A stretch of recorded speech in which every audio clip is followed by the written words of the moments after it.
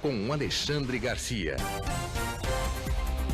E o primeiro tema aqui de hoje, uma revelação do fim de semana aqui do Jornal Estado de São Paulo, trazida aí a partir de uma delação de alguém que está preso na Lava Jato. Adir Assad, ex-chefe da Dersa, recebeu 100 milhões em propina, firma operador. Está se referindo a Paulo Vieira de Souza, que aqui em São Paulo é conhecido como Paulo Preto. Alexandre, bom dia.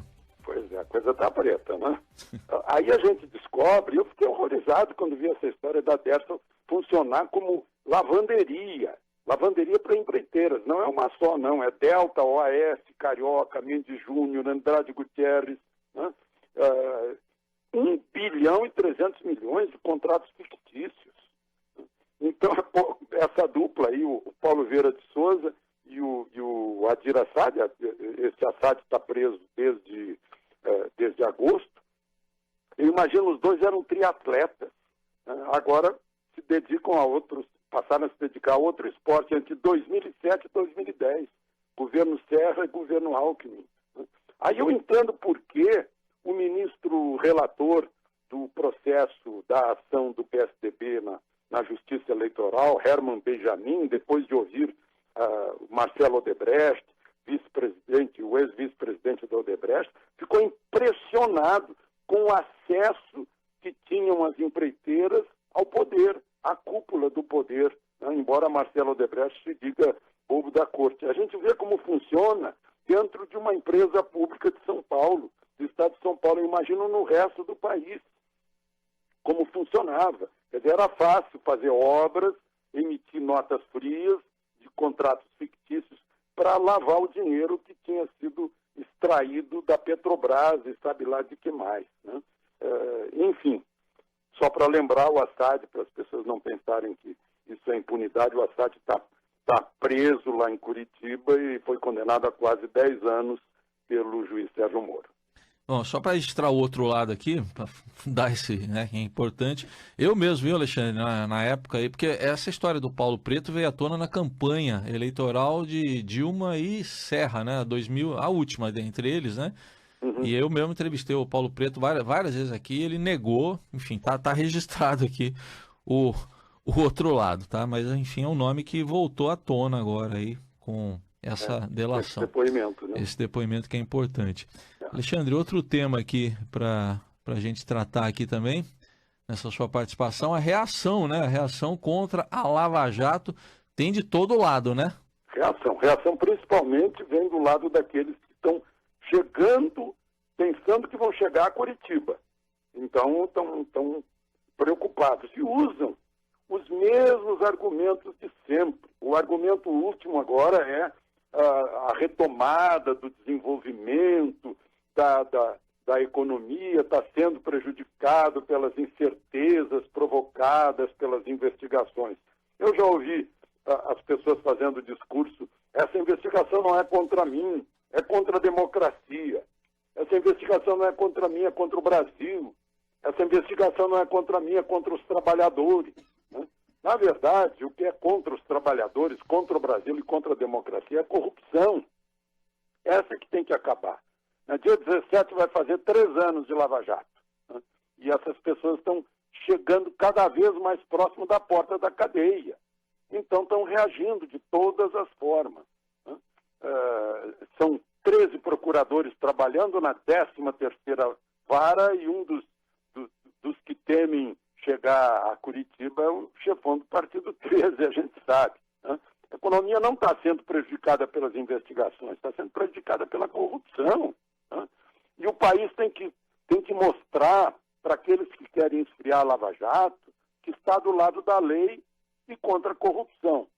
Ou será que não está? Certamente, né?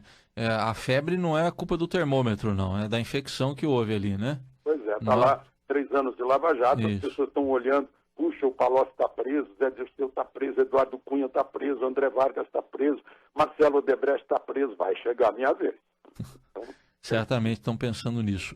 E para a gente fechar, aliás, sobre esse assunto, a lista de Janot, essa é a número 2, porque tem a 1 que já 50 nomes, né, se não me engano, agora vem a 2. A 1 deu quase 50 nomes, a 2 estão falando em 200, mas parece que são 170 os citados, já dá uns 200, né? Com 170 citados, mas os outros passam de 200. Aí eu fico lembrando daquela,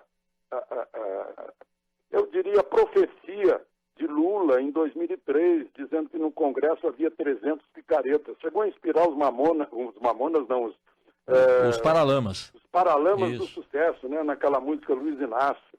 Luiz Inácio falou, Luiz Inácio avisou, são 300 picaretas com anel de doutor. Pois é, vem aí nesta quaresma, a outra lista de Janot. São 950 depoimentos dos 77 executivos, né? E aí é bom a gente lembrar, alguns vão para o Supremo, se tiverem mandato, ou se forem ministros, né? Se tiverem mandato federal, de senador ou deputado, ou se forem ministros federais, e outros vão direto para a primeira instância. E a primeira instância não é só Sérgio Moro, não. A primeira instância, porque não é só Petrobras, né? Tem muitos outros envolvidos aí que vão para a primeira instância do Rio de Janeiro, primeira instância de Brasília, né?